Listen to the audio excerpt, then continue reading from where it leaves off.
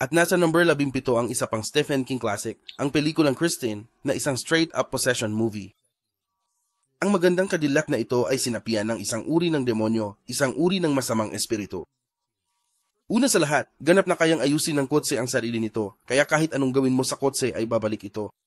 Kahit papaano ay may kakayahan itong hanapin ka, kahit na wala itong niya. At ang kotse na ito ay napakadeterminado. Ibig kong sabihin, ito ay walang humpay sa paghabol sa mga kaaway nito.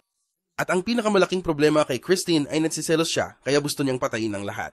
Kulang sa kaalaman ni Christine na isa sa mga dahilan kung bakit may magagandang sasakyan ang mga lalaki ay para magkaroon sila ng girlfriend sa kotse kasama nila at dito mo rin pinapatay ang girlfriend.